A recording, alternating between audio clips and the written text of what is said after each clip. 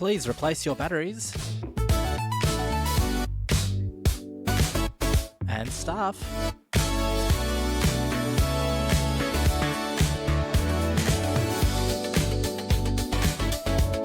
Hey everybody, and welcome to the Lot of Times show. I am your host Adrian. It is Wednesday, 15th of July 2026. And in this episode we've got a bit of news, but not as much as last week's. But we're sort of reeling out here from Xbox's grand reset. We'll be talking a little bit about that. We'll be talking about studio lead getting accused of blasting people in front of HR, and Nintendo saying goodbye to a console because of EU battery laws. And Obsidian is trading one RPG for another that maybe everyone actually kind of wants. Welcome back to the show. Lots to get through here today. As I said, you know, the fallout of Xbox's big reset is a story that just won't stop giving. And we're seeing that with the human cost this week as studios start to get gutted, as Microsoft starts to stamp down in terms of what the future of those studios are going to look like, and the future of Xbox as a whole. You know, we've got a fair bit going on here. We've got a brand new sort of setup. We've got a video podcast version that we're filming here. If you want to go check that out, check it out on our website, leveluptimes.com. If you're listening to us on Spotify, Apple Music, etc., you can still continue to listen to us there. And yeah, let's get into it here. A bit of a change in terms of how we're going to do things. We're going to start off with the news, and then we'll work our way down into what we're playing, just to give everyone a bit more focus in terms of what's going on the show. So we'll start with the news, and sort of top story here is what's happening over at Xbox, particularly on Halo Studios. This is some fairly big news that's coming out. There's a lot of allegations that are coming out of the leadership over there at Halo Studios. Firstly, it looks like a project has been cancelled. An internal kind of prototype seems to have been cancelled with the name of Project Ekur.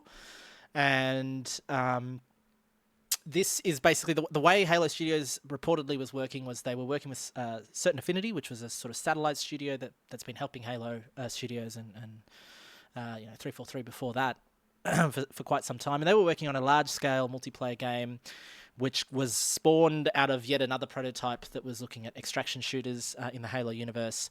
That was greenlit. This project Ekur was greenlit in September 2023, and reports basically said, "Hey, this game's been struggling in development hell for a little bit here." And one of the other things that was said was that, and this is reporting out of Windows Central, Jez Corden, and also a YouTuber who covers sort of Halo news called Rebs Gaming. They were saying that Halo Campaign Evolved, which is the remake of Halo CE, which is coming out, I think, later this month, was suffering from some development problems. They had to bring some people into that project to help bring it back on track. And as such, they sort of decided, let's just cancel this Project Ekur. This was also being built on Unreal Engine, which seems to be the engine of choice for Halo going forward. And it seemed to be inspired by the Warzone mode that was in Halo 5 Guardians, which was the Xbox 360 Halo game. Xbox One Halo game. Let me correct that. And alongside that, so sort of this news just kept on rolling out of Halo Studios, was that there was some toxic leadership at the studio. And these are all accusations that are reporting from both Windows Central and Rebs Gaming. So obviously take these with a grain of salt. These are allegations that are coming out of sources from those folks. One of them was calling out Pierre Hintz, who's the studio lead over at Halo Studios, and they were saying that they were basically verbally blasting an employee. And that employee then went to HR, then went to Microsoft Legal, and were basically getting nowhere with it. And the reporting out of, I believe this was Windows Central, was that one of those complaints, they got sort of the inside scoop and saw that one of those complaints reportedly was not upheld. So nothing came out of it. And then it just kept on, like the names kept on being dropped, with Chris Matthews, who's the art director there at Halo Studios, being alleged to be doing cronyism, so hiring friends and people that they knew versus the best possible candidate for the role. Again, these are all allegations, unsubstantiated, and therefore take these with a grain of salt. The former art director of Halo Studios, Glenn Israel, has also been over on LinkedIn and put like a big 2-page post or 2-part post saying that the remake project of Campaign Evolved was catastrophically, quote, mismanaged, and went into sort of a tirade about how that studio's management has been bringing all their projects down and the studio down. And this sort of leads to the questions around, what is Xbox doing as a result of these allegations? They haven't commented. No one's commented. Neither Hincy, Matthews, Xbox, Microsoft, Halo Studio. No one's said anything yet. But we know for a fact that this seems to be a pretty clear sign that there's something going on from a cultural perspective over at Halo Studios, and whether this stems from the broader issues that are plaguing Xbox at this time, who knows? But we know that things are probably not as rosy as they seem. The company did say today, Halo Studios did say, I think it was today or yesterday, that the game went gold. So, and I'm just checking here, I think it comes out on the, let's check the Level Up Times game database here for Halo Campaign Evolved.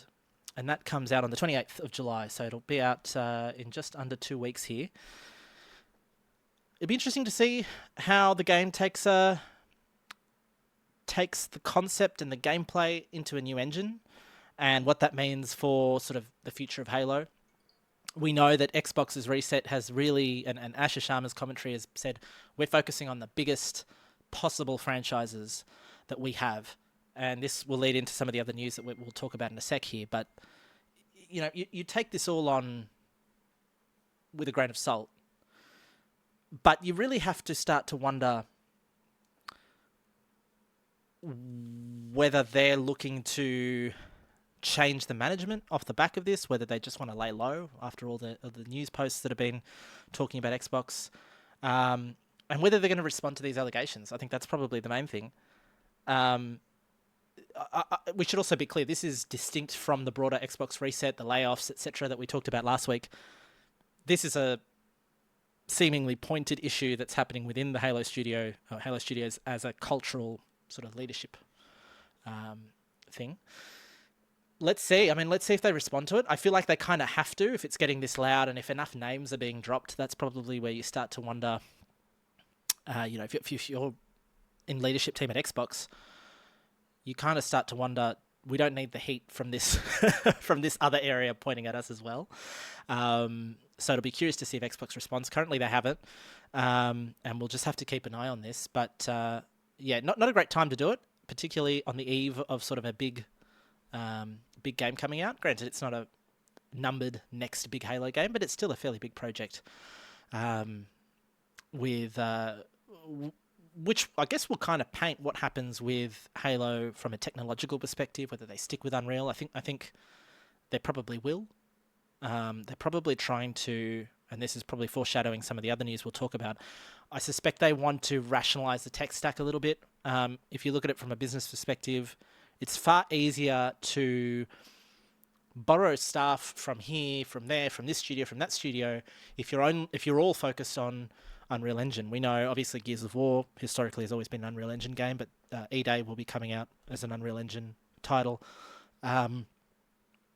We know that a bunch of other studios have used Unreal Engine within the Xbox umbrella. So, I don't think that'll change, but I think you kind of want to see how the first game that comes out on this engine plays out before you start to bet all your horses or bet all your money on one horse. So that's what's happening over at Halo Studios. Let's see what's happening across the Xbox family. The cuts continue off the back of Asher Sharma's big reset. We have Obsidian here. We talked about them, I think, a little bit last week. we know that about 70 staff were cut. Grounded 2, Outer Worlds 2 DLC will continue to be built. And we sort of didn't know much about what the studio was going to do. Well, we know now, thanks to Bloomberg's Jason Schreier, that Obsidian has cancelled the Avowed sequel. Avowed, if you didn't play it, was an action RPG, very much like, it had magic, it was a sword and shield kind of game, but it kind of evoked a lot of that kind of Bethesda, New Vegas, dare I say, kind of feel. You had companions, you had a lot of the core gameplay mechanics that you kind of expect from even a game like Outer Worlds 2 and Outer Worlds 1, but in a more fantasy kind of setting. So that game is cut, supposedly. It was going well. All reporting seems to be that was on track to come out next year, along with another unannounced RPG. That unannounced RPG was being led by Josh Sawyer, and it was thematically supposed to be very similar to sort of the Fallout kind of game, as a Fallout-like, but not using the Fallout IP. And then it all kind of came to a head after the reset, where Josh Sawyer kind of sounds like got a bit of a phone call, or a Teams call, perhaps, over at the Microsoft camp, and basically said, hey, we're going to give you the Fallout license. We want you to make a mainline adjacent Fallout sequel, please. So, okay. This is a collaboration. I mean, let's go back in time now. Fallout New Vegas was an Obsidian Entertainment game. Sawyer directed that game back in 2010. It was one of the first games I reviewed, actually. 16 years ago. It was made on the same tech that Fallout 3 was on. It was not made by Bethesda. The company, Obsidian, obviously has a lot of its grounds in even pre that Fallout era. So it was, your Interplay, your Black Isle kind of studios. Those are the folks that actually founded Obsidian, right? So there's a lot of friction there. There was a lot of politics at play. The game was built off a very tight development timeline. Bethesda, I think it was... I don't want to, say for a fact, but I'm pretty sure it was between 1 and 2 years. Like, they were like, you got to make this game. We're going to give you this license, but you got to make it fast. And famously, there was a Metacritic bonus that was missed by 1 point, and that sort of added a lot of tension between the two companies. We fast forward to the Phil Spencer years of Xbox, brought those studios together under one umbrella, and that's kind of been it. Like, everyone's kind of been doing their own thing. We've had Grounded, which was, I wouldn't say huge success, but certainly did well, enough for a sequel. Did the Outer Worlds, which again, it has a lot of that pedigree of people that, if you've played those games, either Outer Worlds or you've played Avowed, you kind of see the weird blend of cultures that make those games. You certainly feel a little bit of that Bethesda. You feel a little bit of that, old school Fallout vibes in terms of how the campaigns are typically written and paced. But they have that Obsidian twist to them. And now it looks like Xbox are kind of giving people what they want. People loved New Vegas. Even though it hit an 84, this was a game that everyone was like, when are we going to get a sequel? When, Obsidian need to make more of these. And I think after all the tension, all the politics, no one kind of wanted to touch that with a 10-foot pole. Maybe Obsidian did and Bethesda didn't want to. We don't know. But I feel like this is probably a bit of a wild take. I feel like this is not leaked or reported or leaked to Jason Schreier or via Jason Schreier to kind of take the sting off this big reset and kind of move the talking points away from, hey, all these people losing their jobs, it's really bad out there, to, hey, sure, but you're getting a new Fallout game from Obsidian. Obviously, it's way too early to tell what comes of it, if it's a New Vegas 2, if it's something else, if it's, Josh Sawyer was working on a game that was structurally Fallout-like. Does that mean that, can they overlay Fallout on top of it, and then maybe you can reduce that dev time? Xbox probably don't want to spend a lot of money on a new project, so it might be a similar case where, hey, Xbox might be like, hey, we need a game in 2 years. You got to, and you got a tight team because we've cut all your staff away from you, so you're going to have to work fast, lean, and try and get this thing out. So it'll be interesting to see. But a little bit of a silver lining in that, obviously Obsidian continue to exist. I think that the real gut punch in this whole thing is just the human cost of all of these jobs that are being taken away and stripped. id Software, talking about the reset, pretty much half the studio's gutted. The day after their DLC for the Dark Ages came out, which is, talk about gut punch. QuakeCon apparently is still on the horizon. So there was a comment, let me see if I can find it. There was a comment that basically said, yeah, we look forward to seeing you guys in August. It was very tone deaf. It was kind of like, yeah, we look forward to seeing you at QuakeCon. What job cuts? What are you talking about? So it's still happening. There was reporting at some point that a bunch of people working on that had been let go as part of the layoffs.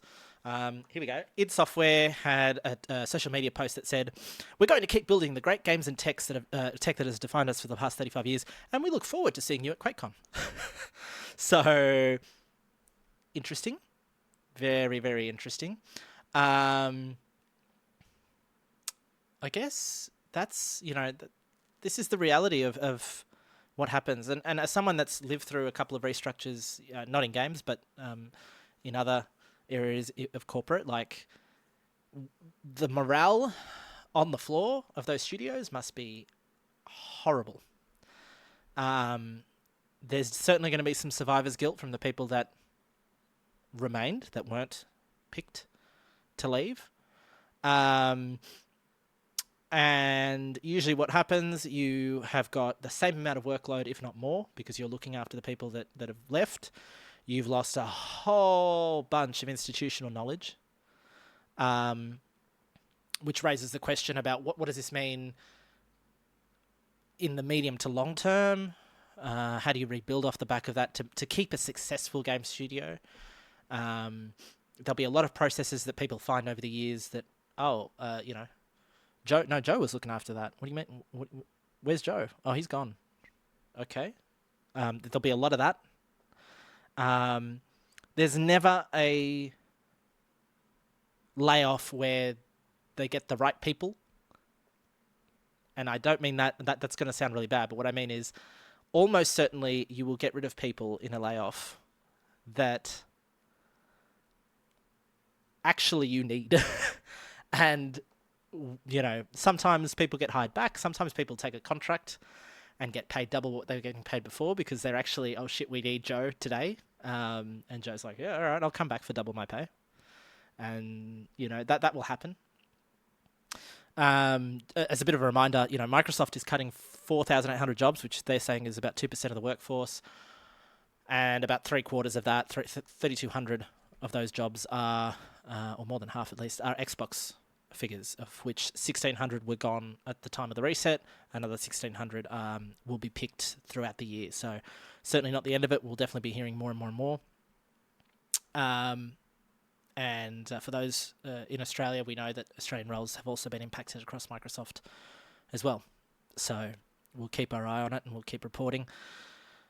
Some of the other news that's coming out of Xbox, and it's a very Xbox heavy, it almost feels like Sony, particularly after their news of stopping the disc printing in 2028, they've kind of sat still, almost like, I'm not here, let's not talk about anything for the next couple of weeks, let's let Xbox kind of take the hit here. And we're seeing it in the headlines. I mean, there's practically nothing to talk about when you're talking about PlayStation, aside from the disc printing debacle. One of the rumours that I've been keeping a close eye on, and I haven't reported on it because I'm not confident in the sources enough to write a full story on it, but I've got enough from enough sources that I'm happy to talk about it maybe on the podcast or just in general from a rumour perspective. And one of those is Xbox's disc to digital program. Once again, Jez Corden from Windows Central actually has been following this for a few months now. The codename for the project is called Positron, and it was apparently leaked in, or reference to this project were leaked in some of the Xbox app code on the PC. But basically what this is you have physical Xbox discs. You throw them into an Xbox Series console, and it will basically read the sectors of the disc that typically you can't copy. And you basically get a digital entitlement to that game, or a license to that game. You still have the disc, so you can still go. So it's almost like a happy medium, if you will. You keep the disc, you can sell the disc, you can trade the disc on, and when that second person buys it, they then put it in. It will then transfer, so you will lose your license, and it will go to the new owner. So what does that mean? It means you preserve the pre-sale market. You can still go to the market and say, hey, you can sell your games. We're not stopping you from selling your games. We're not stopping you from trading your games. You can do whatever you want with these discs. But it means that as we look forward to a possible future where there's no more discs being printed, which I suspect is where we'll get to on both fronts, Sony and Microsoft, then what happens? You still have the games. You can still backwards compatibly play those games, assuming that the Helix is going to be backwards compatible, which you would assume to some extent it will be. And so then you go, you don't take the hit that you're cutting discs out of the loop until you later on actually stop providing a disk drive for them. And then, presumably you stop actually printing the discs as well. But it sets you up to take those secondhand games for future games out of the market. And this is important because game publishers have been wanting pre-owned and traded in and all that to die for years. We saw that way back. We saw that at Xbox One, where they almost actually just said, screw it, we're going digital only. That's number one. But number two, EA tried this on the Xbox 360 and the PS3, where they would sell you a game and it had a code for, say, the multiplayer. I think Mass Effect had this, where you buy the game new, you crack it open, there's a little key in there, you put that code into Xbox Store or PlayStation Store, and you get the online portion of the game. It's all unlocked. Now, if I was to then take that game and trade it, the next person that gets it doesn't have that code. So they had to then pay, I think it was $10 US, to effectively get a pre-owned pass, which means EA is still getting theirs, but you can continue to then play it online. Until you do that, you basically have half a game. You might be able to play single player, but not the multiplayer aspects. So that was obviously not very popular. But you can see where the industry has been trending. This is not something that happens in isolation. This is something that builds over time. One of the insider leads at Xbox basically said that this disc to digital thing will be, quote, worth the wait. So we'll wait and see. I mean, there was talk, I think around the same time that the Xbox One stuff was coming out, that basically said you would take your disc to an EB Games, for instance, a GameStop in the States. They would put it in this special console. It would then find out who owned it, revoke their license, and give it to you. So this is kind of the next evolution of that. I don't think that ever came to fruition. In fact, I know it didn't come to fruition. But this is kind of the next evolution of that, where the disc still has that data, but you give the access to the player to actually take their license or take it from someone else if they've been sold a game secondhand. And again, we're seeing Xbox kind of reshape in real time in front of us, but if we take a step back, we look at it a bit from an industry perspective, everyone's going digital only. And this is a bit of a problem. Because as one user found out, and they went viral on X earlier this week, you can lose everything digitally just like that. In the snap of your fingers, you've lost access to not only maybe all the games you bought, but maybe your baby photos, maybe your any sensitive information that you may have put on a drive in the cloud. There was this user, Joshua Kane, and his account was compromised. So he did what most people might do in that situation. He said, I'm going to go to Microsoft support. Hey, Microsoft, I've been locked out. It's really me. Here's my details. Can I get my account back? Only Microsoft support came back and said, yep, no, we can see that. Yep, you've been hacked. Yep, all good. Yeah, we can't do anything. We're going to have to suspend this account. And in doing that suspension, they can't modify it. They can't restore it. They can't do anything. They literally just say, we're suspending the account. You've not only lost access to your entire Xbox library that you've built up, according to this user, for 25 years. This is a 25-year-old Microsoft account. Locked out. All your games are gone. More importantly, your OneDrive is now kaboom. We've locked it down so no one else can get to it. And that means you've lost, in this user's example, they lost all of their son's baby photos. They lost anything else that they would have had stored in a OneDrive. And that's in the blink of an eye, they've lost everything. And the only advice they got at the end of that, there's a whole... we've got a story up on Level Up Times. Feel free to check it out. The tweet has the screenshot from Microsoft support. And at the very bottom, it says, we recommend starting a new account. Thank you. Bye. And so this guy has, all power to this guy. He's gone on Twitter, made a huge, mess about it. Or not mess. He's made a mess of Microsoft, but he's gone so loud on it and just, swore them down about what they've done. Microsoft haven't commented.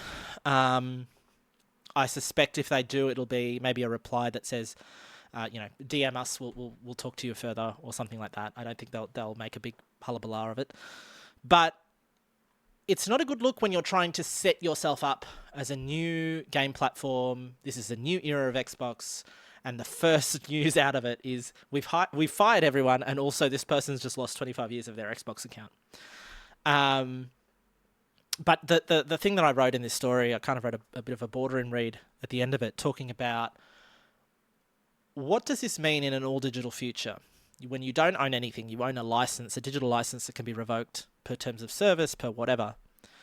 And it doesn't matter how security conscious you are. I don't think people realize that, yes, if you're lax on your security, if you use the same password everywhere, if you don't have 2FA, all those things, obviously you're going to be a prime candidate for being attacked or for being hijacked. But even with passkeys now, passkeys is kind of like the new form of authentication where you kind of have a signed credential on your device and you use that to log in, so you don't even have a password anymore. It's kind of another layer of abstraction away from the user. But there's always vectors, there's always attacks, and particularly for big companies, Xbox, Sony, Google, Amazon, Facebook, all the big ones, they're prime candidates for data, and they're prime candidates for attack, for being attacked. And there's always going to be a vector. There's always going to be some hacker out there that's going to learn the next big exploit to get your account. And we kind of have this, or these companies kind of have this archaic way of looking at it, which is like, okay, we don't really want to deal with identity verification. We don't really want to deal with being, whether it's from a legal perspective or whether it's from a staff training perspective or a time perspective, we don't want our staff to be verifying the identity of these users. And so therefore the only thing we can do in those cases is to say, see ya, there's your account, bye-bye, thanks for letting us know we've just closed you down. It doesn't look good. And if we look at this through the lens of something like a Positron, at least a disk to digital, you keep the disk. So worst case, okay, fine, I lost this account, I start a new one, I put the disk in, I transferred the license to me. But in the future where those disks don't exist anymore, which we'll see when the PS6 comes out, presumably, as Sony phases out disks, what does that mean when all the stuff that you've purchased, all the thousands of dollars, in this case he spent, quote, thousands of euros on Xbox, when all of that's gone in the blink of an eye, what do you do? When a company controls your entire library of content, games, in this case your family history, your photos, it's really, really, really terrifying. And I really hope, one of the things I put in that article was that I hope that at least out of this we can get some kind of review. If we're not going to get it from a legislative perspective, at least we can get it from a policy perspective at these companies to say we need to do better. It's pure selfishness, right? As a company, if this continues to happen, it's not going to instill a trust that you need now, as consoles get more expensive, as everything's getting more expensive, to keep these players in your system, in your ecosystem. If all of a sudden we're saying you can lose it in the blink of an eye, it's not good. So even if you look at it from a pure corporate, cold, cynical perspective, I really hope that we see some reforms to the policies of these companies. I know that Sony is very similar. I think there was some story. There's always a story every now and again about someone getting locked out of their Sony account and losing all their games. So I lost access to a Steam account. This is like a 20-year-old Steam account at this point. Maybe about 15, 20 years ago now, which had thousands of dollars in games. And I think at the time, I never ended up doing it because I was so angry. I just moved on. But Steam wanted me to buy a game to the value of the game that was stolen to give me access to that account again. Like insanity. Crazy, crazy stuff. So I really hope that this, if this gets enough noise on it, especially with all the spotlight that's on Xbox at the moment, I hope we can see a little bit of a change in the policies, but we'll have to keep an eye on it. But this is a nightmare. I mean, we've been talking about the digital future since the first episode of this podcast for weeks now on the website. This is a classic textbook example of what can go wrong in an all digital future. Into something a little lighter. Good news for some, bad news for others. The Switch 1 will be discontinued in Europe. And this is due to some new EU laws around batteries. Mid-February 2027, a new law has been enacted where basically anything will need a user-replaceable battery. You can't sell things with proprietary batteries that you can't get at. And the Switch has all the models of the Switch OLED, Switch Lite, Switch 2, they all have user unreplaceable batteries. So from mid-February 2027, the Switch 1 will be discontinued completely, presumably because there's no cost benefit to actually updating those models off the console. The console will continue to release in all other territories, but it will definitely be going away. The Switch Lite and the OLED will be going away from the EU. And then we're going to get some new models of the Switch in Europe, Switch 2 in Europe, particularly the actual console, which will be getting a 1% smaller but user replaceable battery. Then Joy-Con and Joy-Con 2, they will continue to sell the Joy-Con ones. They will be getting updated with no capacity changes. However, the Joy-Con 2 will be slightly heavier, a few grams we're talking. And the Switch 2 Pro controller will get a 16% smaller battery, and that will be coming out EU winter. The Switch 2 will actually come out in autumn in the EU. And for some reason, they're also going to be updating the Nintendo Switch Online controllers. These are the sort of virtual console kind of controllers that they were putting out for the N64 and the GameCube. They will be coming out early next year with a little bit more weight. And the GameCube has a 5% capacity increase. Nothing out of this world, nothing crazy. But they will all have user replaceable batteries as well. There's no conversation around, and I suspect they don't want to get into this yet, whether the rest of the regions, Australia, New Zealand, Asia, Americas, whether they will be getting these changes as well. My gut feel is probably not in the short term, but it's more expensive to build two different SKUs of a console. So you would almost expect that just from a cost-benefit perspective, at some point you say, we got all these units out, we had to get them out for legislative reasons, so we're compliant now. Now we just say, screw it. The next run of Switches, we just use the new model with the user replaceable batteries and we go from there. That's my gut feel. May or may not eventuate. There was some talk online about, hey, if you're curious about getting a Switch 2 and you're worried about the battery life, wait. It really depends on how long you're willing to wait. Or you want to get one from the EU, then you have to deal with maybe charging problems, I don't know. But and import fees and all that sort of stuff. But I would expect that at some point it doesn't make sense for Nintendo to continue to manufacture two different versions of these items. Then you got to hold them. You've got warehouse fees. They're all coming. Like, it just makes no sense to me to do that.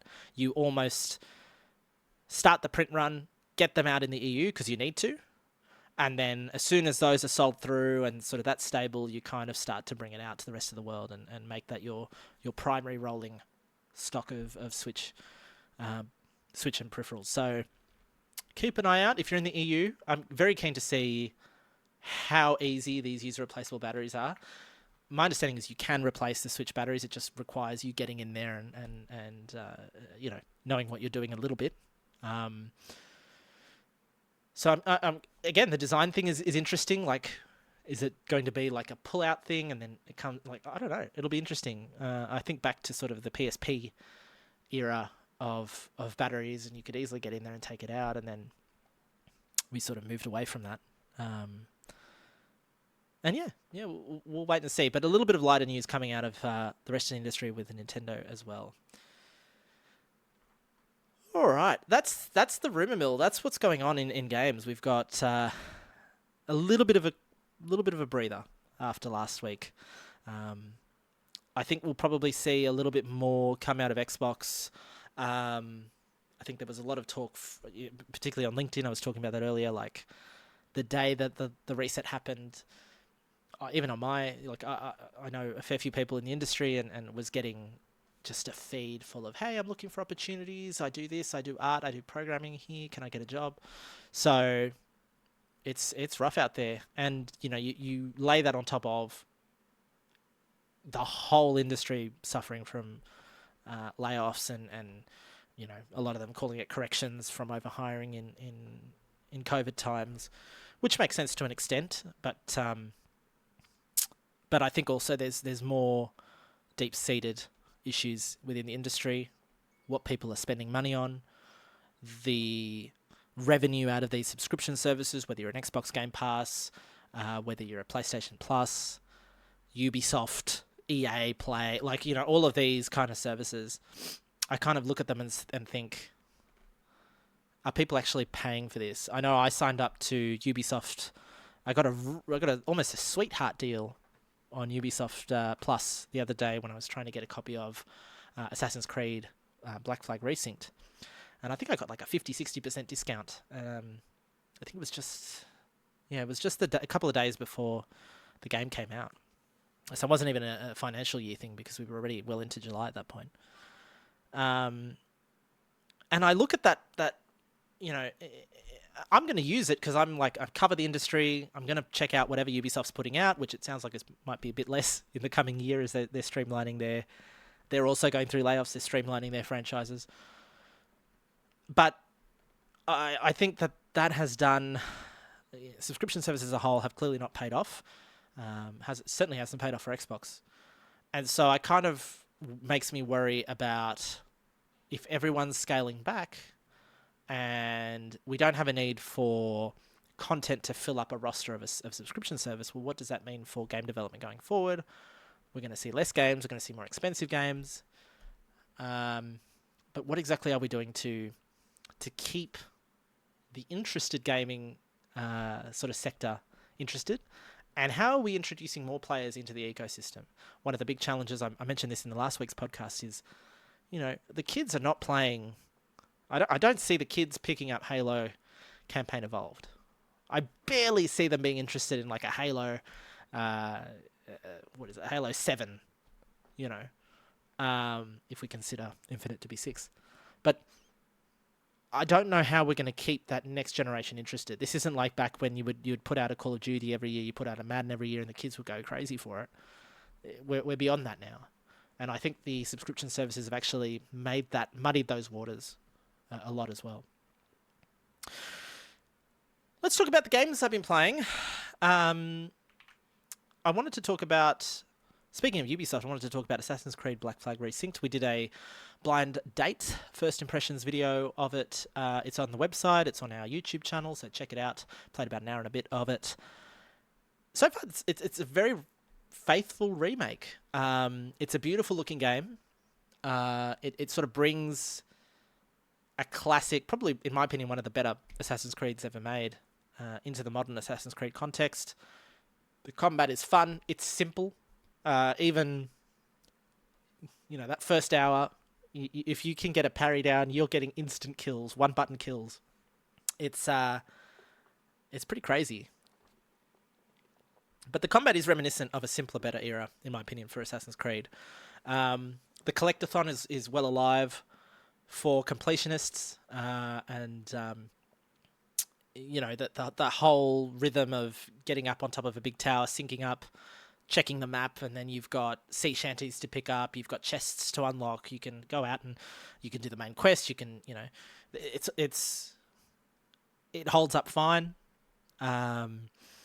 As someone that is typically not a completionist, I was surprised, even playing on the stream, just how mindless but dopamine addicting the collectionist aspect is. Like, oh, my compass is showing there's a chest over there. I'm going to go over there and pick it up. Even though, I'm not doing anything for me.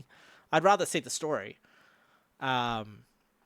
But you end up just kind of running down that rabbit hole and treadmill of like, get this chest. Oh, now I see that there's a sea shanty over there. I'm going to go pick it up. I haven't played too much beyond what we streamed, so there was a little bit of sea combat just at the very, very start of the game. It seemed fine. I can see it getting quite more complex. I remember playing it back in the day, so I know it will get more complex. It looks beautiful. I have to say it is probably one of the better looking Assassin's Creeds that have come out. That being said, as usual, everything's tainted by the corporate interests, and there's been a lot of criticism about the microtransactions in Black Flag Resynced, which I don't want to downplay it. But compared to what's happening in the rest of the industry, this seems like an absolute nothing burger. But we'll walk through it. So the game obviously is a single player game. There's no multiplayer. There was a multiplayer in the original Black Flag. That is not part of the remastering, or I should say the remaking. They are selling cosmetics for your single player game on the store, and they are selling boosters and map upgrades. Let me see if I can pull up some of the headlines here. Eurogamer reporting that Ubisoft's latest financial report removes a claim in their financial report that said that microtransactions, quote, make games more fun. They've removed that line from their financial report. However, the stuff that's coming out of this is really weird. So there's the microtransactions basically are, you can look like this cool. You can get pets, so you can have like a little monkey. You can have I think you can have a parrot. You've got these pets. You can buy packs that upgrade your monkey to make them look cool. I think there's a cat. Looking at some of these pictures, you can have like a kind of overhauled Edward. You can make Edward Kenway look a little different. Just dumb stuff that I don't know who's buying it, to be perfectly honest. It sounds like it launched with about 8 $10 cosmetic packs and a $5 map pack add-on. I'm curious about the map pack. What does that just unlock? I'm looking this up. I need to know. What do you get in the map pack add-on? Does it just unlock the whole thing so you don't have to sync? It seems crazy to me. Let's have a look. Use a special spyglass to instantly unlock rare collectibles. Oh, that just unlocks them. The list of collectibles revealed includes sea shanties, treasure maps, letters, Mayan stelae, letters, special chest, and animus keys. Collectibles revealed can be toggled on or off. Oh, that's good. You can turn it off if you don't want it. So, yeah, this is interesting. There was a deluxe edition. The deluxe edition came with some of these cosmetics, and then they're selling more in the store. I just don't know who's buying this. Like, at the end of the day, we can talk a lot about, whether it's the right thing to do, and obviously the answer is no. If you're playing a single player game, put the game in the game. But in the context of what's happening in the broader industry, and maybe this is by design, it kind of seems like a nothing burger, to be perfectly honest. I'm curious. Like, what are the sales numbers on this? I'd love to know. I just don't know who's buying cosmetics for a single player game. It not only does it like it makes no sense, but don't you kind of want to play the game as Edward Kenway? Like, why do you want to make him look like a Hellfire character? Sea Serpent character pack. Like, what are we doing here? Anyway, that's the news from the Ubisoft's angle. But yeah, Assassin's Creed Black Flag Resynced. Fun little game. I probably won't go too far more into it. There's way too many good games coming out in the next couple of weeks here, but I'll pick it up from time to time. One of the games I have been playing a heck of a lot of is Rhythm Heaven Groove, and I don't want to spend hours on this. We've talked about this for the last 2 episodes. It's still growing on me. I'm actually writing a bit of a review at the moment. Hopefully we'll get it on the site maybe this week, maybe next week. I'm still a bit disappointed with how shallow the game difficulty cranks up. I'm nearing the end of the main line. I'm at about stage 7 or so. And the games are very one note in many ways. And the way I mean that is they usually rely on, either a 4-beat, maybe an 8-beat. Maybe they throw a triplet in there from time to time. But if you're closing your eyes, if you're listening to the song, there's nothing particularly crazy. I was hoping for more, particularly, I think I was talking about this last time. There's a game where you're playing as a dog and you jump and you catch a frisbee on the 7th beat of an 8-beat bar. And I was really hoping they would do things like throw a frisbee and 3 beats later throw another one.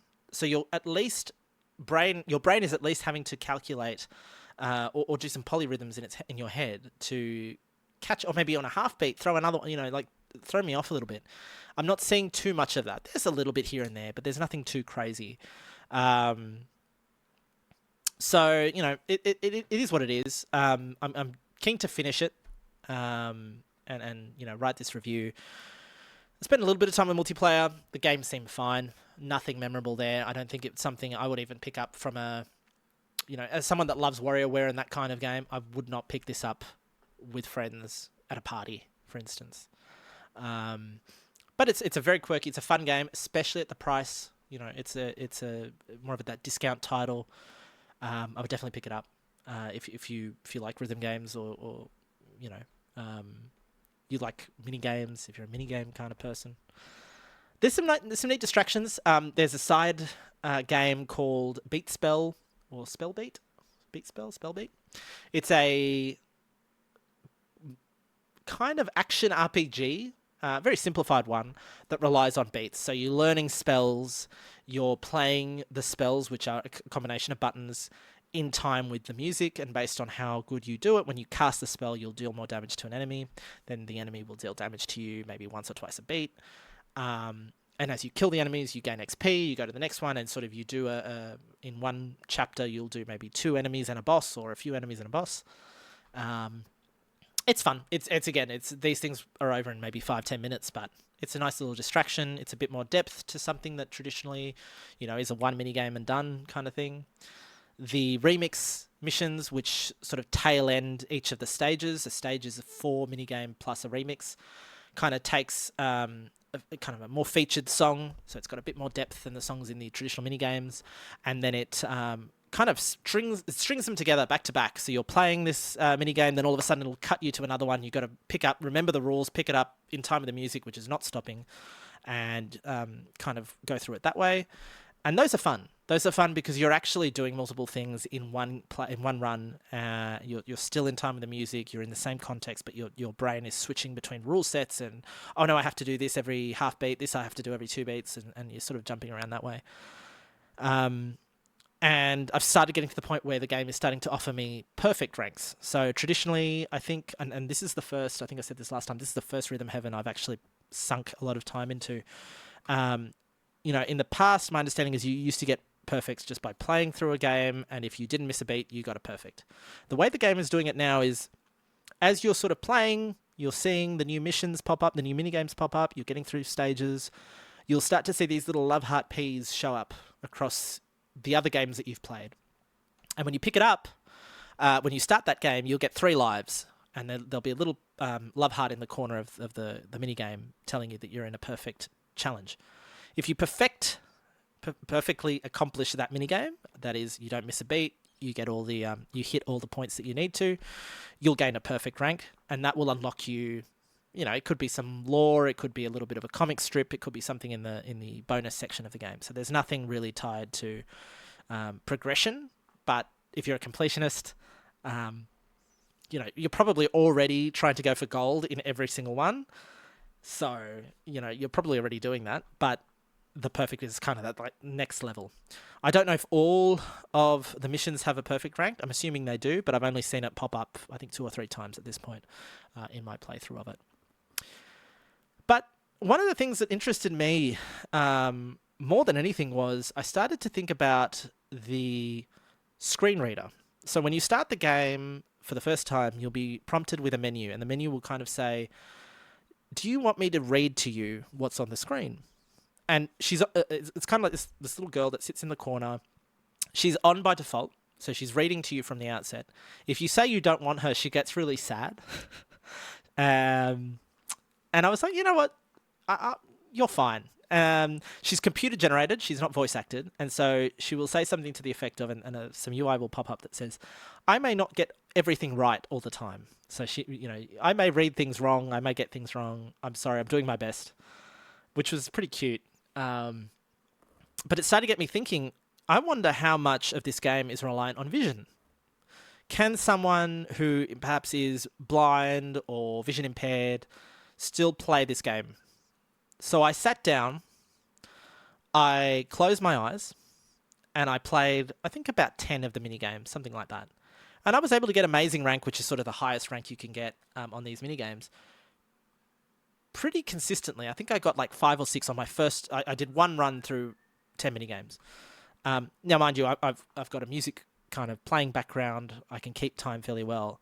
But you can absolutely just, all you have to do is listen to the song, obviously. And I would recommend this to anyone. If you're struggling on any mini game in Rhythm Heaven, close your eyes. You would be surprised how effective it can be and how far you can get just with that one tip alone.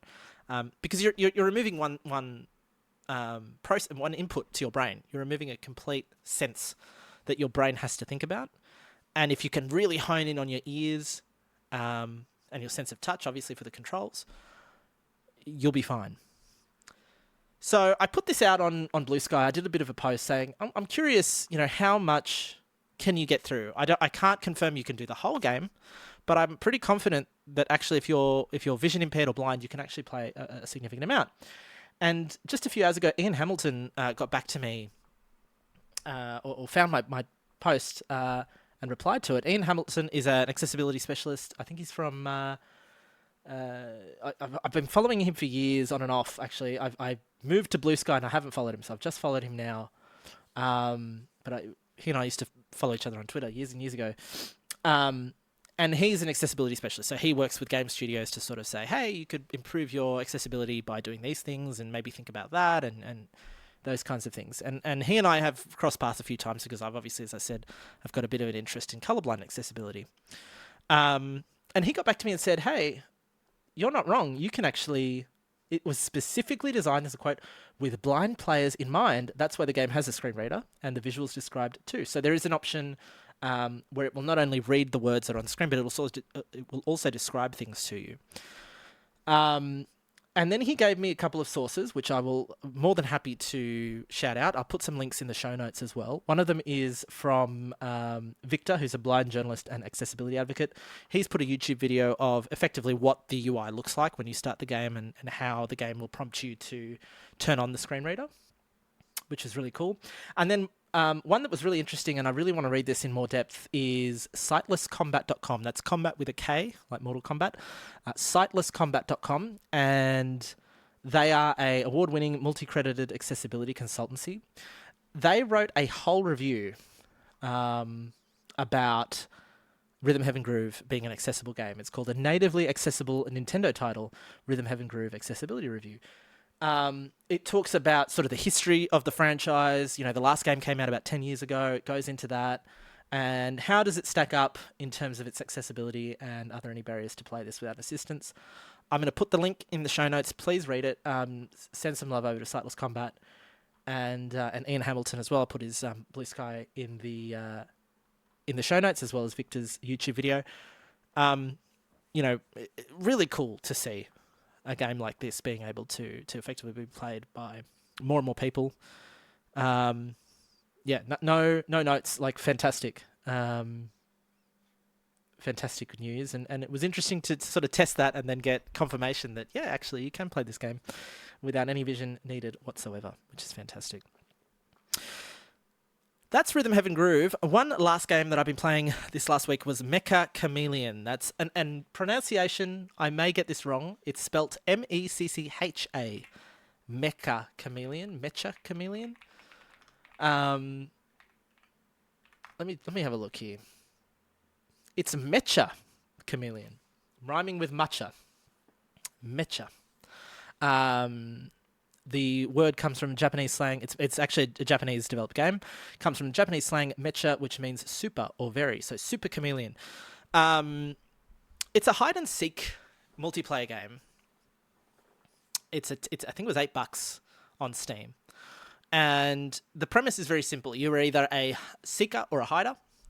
And if you're hiding, you are a little white character with, stick figure arms, stick figure legs. And you can pick a variety when you start a mission, start a level.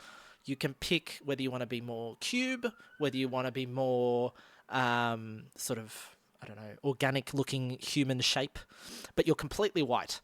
And the aim is for you to hide by going into picking somewhere on the map, picking a pose, whether that's standing straight up or putting your arms out, T-pose, or sinking into a ball.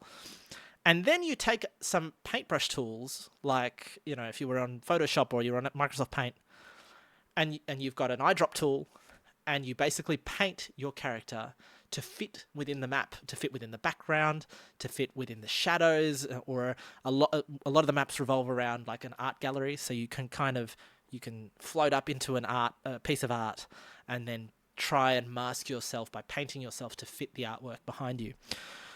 It's really cool. It's a neat little game. It's a nice little twist. And then if you're a hunter, you go out, you've got this little paintball gun, and you try and spot people and shoot them down.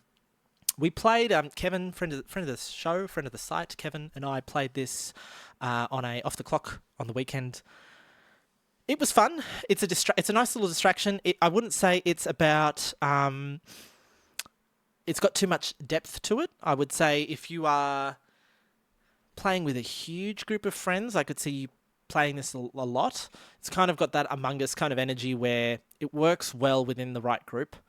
But if you're just doing pickup groups and there's a server browser, there's no matchmaking, you kind of, you pick your server, you load in, you can host a server, and you kind of play with whoever's on that server. So the interesting thing here is the Steam Workshop support. So the game kind of says, we're going to pick a map. And I'm not too sure whether the host is able to say, hey, you can pick from Workshop or only pick from these maps, or I'm not too sure how that part works. But for the games that we played on the stream, it basically said, hey, you need to download this map from Steam Workshop. So you click a button, it opens Steam on the side. You scroll down, it opens the Workshop map. You can add it to your subscriptions, which is the way that you tell Steam that you want to interact with this particular piece of add-on content. And then it goes ahead and downloads the map. Everyone jumps in, and then the map starts. There was a bunch of really weird stuff on there. The ones that we got were relatively tame. We had a couple of Bob Ross adventures, painting happy little trees and getting lost in the map. But there's other stuff, like there's a Majora's Mask Clocktown remake, where you go in and you can hide. There's an Overwatch map. They seem to be a lot of video game rip-offs. There's a Firelink Shrine, Prepare to Paint edition. There's obviously some Dark Souls there for you. There's some Kingdom Heart. I mean, everything I'm seeing here is... Okay, now we're getting into some more. Minecraft is obviously very big.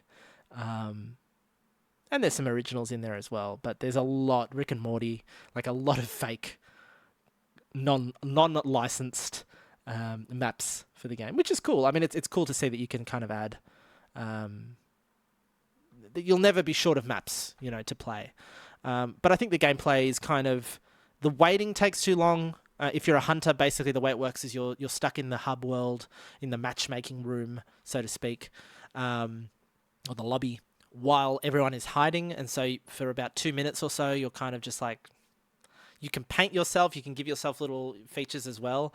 Obviously, it won't have any impact on the hiding because you're hunting, but it will. It's just a nice little way to waste time. But there's not much else going on, and so when you're hiding and you're hiding and you're hiding and you're hiding, the real excitement is when you are watching people right in front of you not notice you, and you're kind of like. There's a few times on stream where I zoomed in on my face. I was like, because no one could see me, even though I was so obviously in front of them. And that part's fun. But for the rest of it, you're kind of just either waiting or you're dead. And so you're just kind of spectating because you were spotted. Kevin was struggling a little bit with like how long he had to paint. And, the tools they're very mouse driven. They're not very, they're intuitive enough to get the job done, but they're nothing out of this world. And so you end up in situations where, you're kind of sitting out for a while and the UI is clunky. The map loading system is a bit of a mess, but it's $8. So you can't really complain too much. Will I play it again? Unlikely, maybe on a random stream at some point, but super unlikely. But your mileage may vary, and if you've got a lot of friends to check it out, and you're one of those people that love to get your friends to spend $8 on a game you'll play for maybe 2 hours, then this might be it for you. This is Mecha Chameleon. It is out now on Steam, and let's talk a little bit about that's this week in games. But let's talk a little bit about what's next in games. We put out our drop early this week. We do one every week. It's the games that you want to keep an eye on coming out this week. Let's pull up the drop here and talk a little bit about it. It's a very anime-heavy week, which is odd for me because, as a wise man once said, anime is for jerks, and he is not wrong. But then again, here I am about to play a bunch of anime games. The first one is really interesting. It's 70s style robot anime Geppy X. This is coming out tomorrow, Thursday. It's practically on everything. And it's a remake of a Japanese PS1 game that never made it anywhere else. And it ran off 4 discs. And the reason why it ran off 4 discs was that it had 8,000 hand-drawn cells of a fake 70s anime cartoon, together with a bunch of commercials and, all that sort of crazy stuff. And behind it all is like a 2D side-scrolling shooter, like an arcadey kind of shooter. So, it's a great game to maybe laugh at a little bit. I suspect the gameplay probably will not be that impressive, but the package perhaps will be. And I'm definitely keen to check that out. We'll probably be doing a little bit of video content on this one sometime this week. That's 70s style robot anime Geppy X, and it's out on practically everything: PC, Xbox, PlayStation 4, PlayStation 5, Switch 1, Switch 2, compatible. Looks like a bit of fun. So we'll be checking that one out. And while we're on the anime trend, Ascend to Zero came out early this week on PC and Xbox Series. It's available on Game Pass. So, for those of you propping up the Xbox balance sheet, myself included, you can check this out for no additional cost. I was going to say for free, but that's not true. It's a bullet heaven roguelike with time manipulation, and that by saying time manipulation, you've caught my interest. We talked a little bit about last time, the Prince of Persia fan in me, the Sands of Time. It's kind of like a techno-anime kind of visual style. You're picking up chips. You're going through your runs kind of like Hades style and picking up upgrades. There's some meta progression in there to keep you going run after run. So it's there. It's out early this week, so it's out already, and it's out on Game Pass and Xbox Series and PC. And this might be another good candidate for a little bit of a blind date video. In terms of other content coming out this week, we've got The Mound, Omen of Cthulhu. This is a 4-player horror co-op. From what I can tell, it's kind of got that that Vermintide, Darktide kind of feel. you and your friends are playing the role of a 16th century explorer, and you're sort of being dragged onto this island to try and steal as much as you can. I was going to say, collect as much treasure, but you're really stealing it, aren't you? And along the way you're finding monsters and all sorts of nonsense that's going to try and stop you. Obviously it's a Cthulhu game, it's a Lovecraftian game, so there's going to be a horror undertone, but there's also going to be a madness mechanic. And they're doing some interesting things with voice chat, so spatial voice chat where your friends are. Maybe you can't hear them, maybe you can. Maybe you're in a cavern and it kind of does that echoey effect. Probably of note, it's developed by the same folks that made the Xenoclash. This is a Chilean-based studio. They are, again, famous for the Xenoclash series of games, which are kind of like this... they were Xbox 360 era games. They're very odd. They're very unusual, I would say, in terms of how they act and how they look. Bizarre is probably the right word, bizarre. Anyway, so it's the team is Ace Team is a developer. They're from Chile, and they are developing The Mound, Omen of Cthulhu. That's out today on PC, Xbox Series, and PS5. Other games of note, we've got some more... the cozy goodness continues. Last week we had Moonlight Peaks, which was like a vampire-esque cozy farming sim.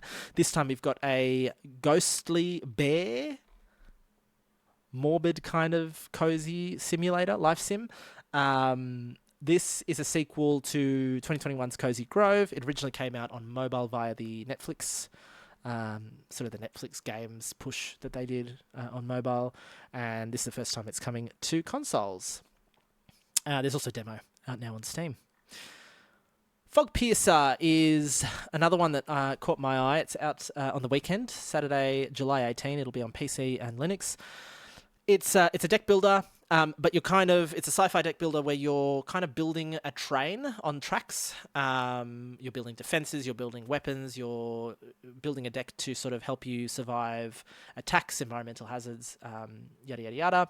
There's also, in terms of combat, it's an action point system. Where you put your defenses, where you put your weapons in the context of that train will be the make or break for your run. There's a demo out. It's also on Steam, and it comes out this weekend. Last one that we put on the drop this week was second to last is Heave Ho. Heave Ho is out on Friday. It was the first Heave Ho came out, I don't know, 5-6 years ago. It was a huge hit in the co-op, couch co-op kind of space. The sequel's coming out. It's got an online mode, so they've kind of realised we're not in a COVID time. We kind of need... people don't want to talk to each other on the couch anymore, so we're going online. And yeah, it's a physics-based party game where you're using your hands to sort of pick up your friends, throw them across the map, or do crazy stuff with them. This seems like the game, from what I've seen, that will probably lead to a lot of arguments and fights amongst your friends if you are playing on the couch. So maybe don't play with your best friends, or maybe do. I don't know. It's $10. It's on the eShop. There's a demo out on Steam, and I'm assuming it'll be a similar sort of budget title when it hits on Friday. And our last notable mention was Cat Chess. We mentioned this one last week. Originally, it was due to come out last week. I think it got delayed. The team that were working on it kind of gave multiple updates, but they weren't in sync with what Steam was saying in terms of the release date. So now they've settled once again. It's coming out on the 14th of July, so it'll be probably later tonight here. But let me check. It might be out now. I think it is out now. It is out now. Yes, Cat Chess is out, so we'll definitely be checking this out. I'm terrible at chess, for the record, but this game is too insane looking not to do it, not to try it. There's a couple of bundles I can see here. So the game's about $8. Australian on its own. It's 15% off for its introductory offer, and they've got a couple of other tiers. They've got a supporter cat and a perfect adoption. Yeah, probably check this out. It looks silly. It looks fun. It came out. You know, the cat gods have been kind, and so we'll probably be checking this one out. All right, we do have one question. Let me pull it up. We have one question in the mailbox. If you have a question that you would like to send along, please feel free to do it. Send it over to podcast@leveluptimes.com. That's podcast at leveluptimes.com. Send it right through, and it may be read on this very podcast. Question about sort of kind of a two-parter about the PS6 pricing that we talked about. I can't remember if it was episode 2 or episode 1 we talked about the PS6 pricing, but this is from Sarah, who says, as someone who bought a PS5 Pro at launch and cried a little at the Australian price, what would $1,000 USD plus console actually mean for us Aussies once tax and the exchange rate get involved? Feels like nobody's talking about it. I think we talked about it a little bit when this was around the time when the bill of materials got leaked. There was an inside scoop that said, hey, the PS6 is going to cost $1,000 USD just on materials alone, before you factor in R&D, before you factor in build, before you factor in labor, warehousing, etc. And, you know, if we take that at face value, what does that mean? Well, that means probably a 1,200. I'm picking numbers out of my head, but you probably can't go more than 1,200 USD.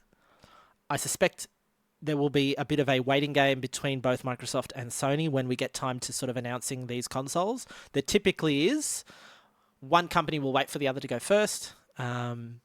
There might be a drop dead date. So typically what will happen is both of the companies will say, if the other company doesn't, fire the starting gun by this date, then we have to go. We have no other choice. We have to announce a date and a price.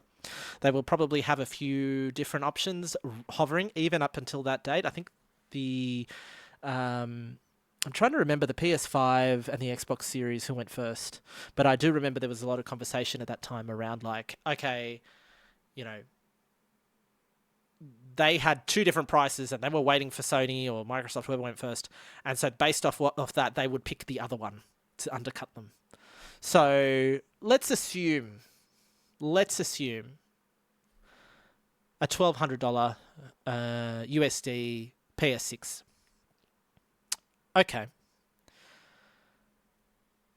We know we can do some comparison.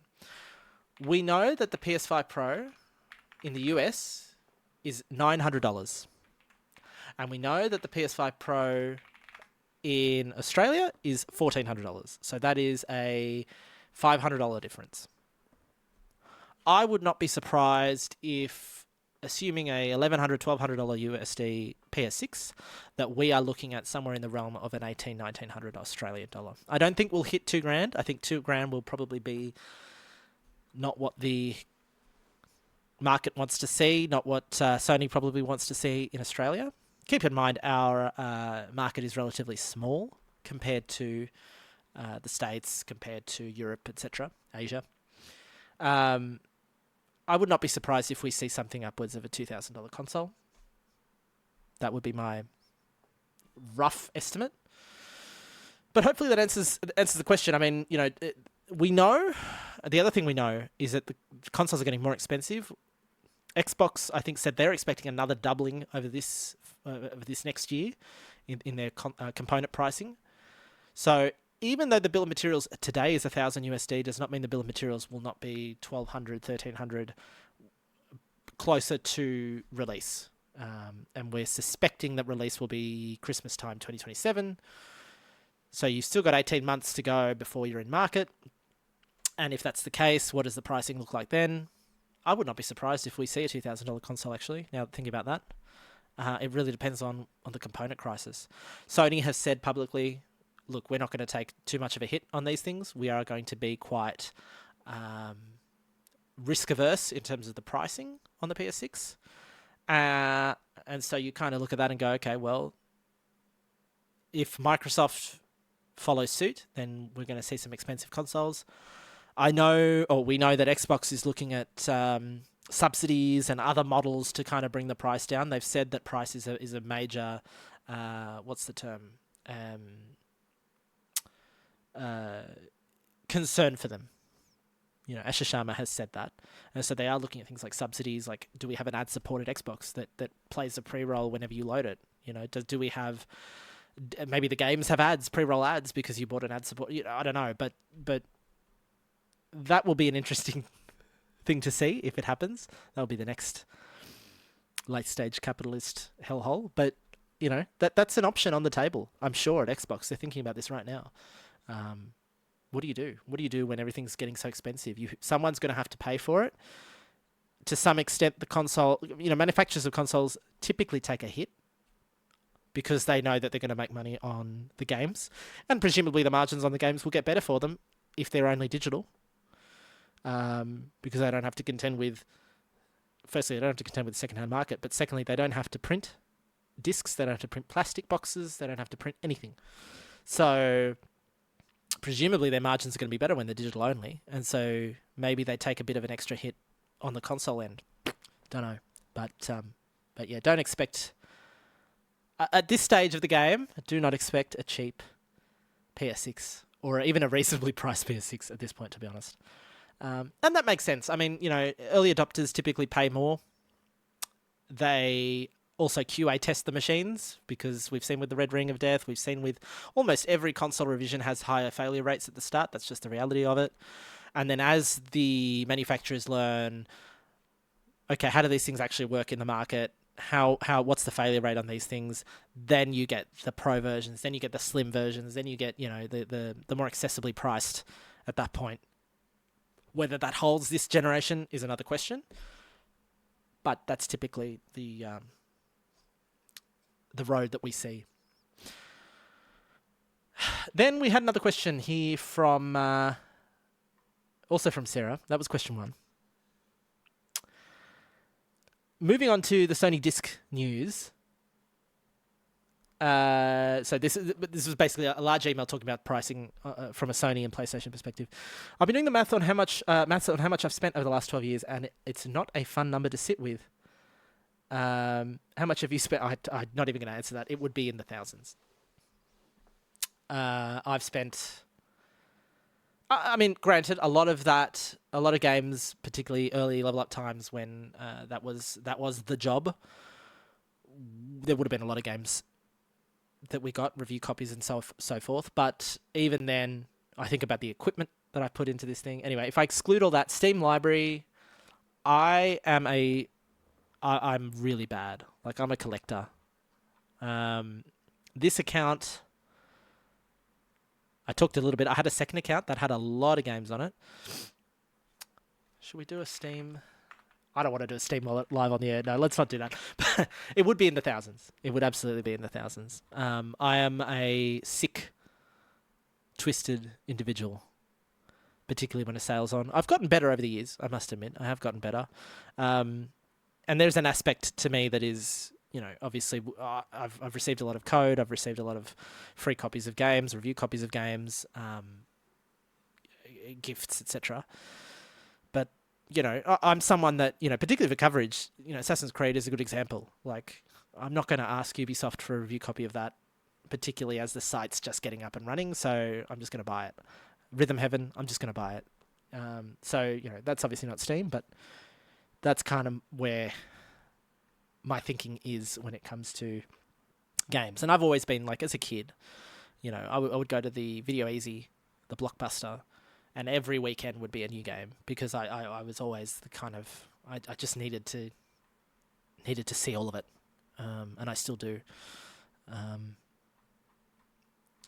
But, I understand that's going to be even less possible now, I think, if we think about the future of digital only and who controls the pricing on these things and the lack of sales, which I'm sure is going to be a thing, particularly for the big titles. I'm a rare dying breed, and I certainly don't go into even a review thinking. I go into review thinking this might be the only game you get in the next 6 months, and is it worth spending all this time? Yeah, even talking about things like Assassin's Creed, like, would I recommend that to someone if they came to me and said, I've got $100, I can buy one game this quarter, this half of the year, should I get an Assassin's Creed Black Flag Resynced? I would say, look, there's probably, depends what you like. If you're an Assassin's Creed diehard, absolutely, it's a fantastic looking game, it's beautiful, it plays well, PC handles well. Would I recommend it as the only game you play for the next 6 months or buy for the next 6 months? Probably not. And that's kind of I've always taken it, I've never taken for granted the fact that I have access to games. That's something that obviously is helpful when you're doing the job, when you're doing the work, but it's not the reason you get into this gig, because I can and have gotten paid much more for that I can then spend on anything I want, including games, doing literally anything else. So, I don't take access for granted. I still look at each game through the lens of, if I was going to buy this and I did not have a huge budget to play video games, what would I do? That's kind of when I'm recommending something, that's kind of the angle I take. But thanks for the questions, Sarah, presumably from Australia. Thanks for the questions. If you have questions, once again, send them through to podcast@leveluptimes.com. And with that, that's kind of wrapping up the show here. Level Up Times we'll have a lot of content coming up this next week. We've got, obviously, as I said, we've got a blind date. Definitely with 70s style robot anime Geppy X. We've got a possible blind date with Ascender Zero. And we'll probably play some cat chess this weekend on and off the clock.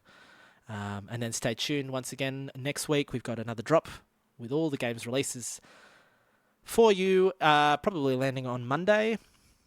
And then, as usual, the Level Up Times show every Wednesday. We'll have episode 4 for you here next week, same time.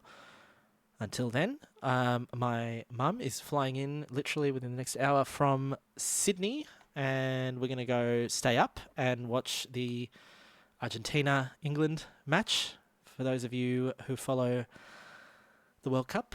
And I will either have a heart attack if we go to penalties, we being Argentina.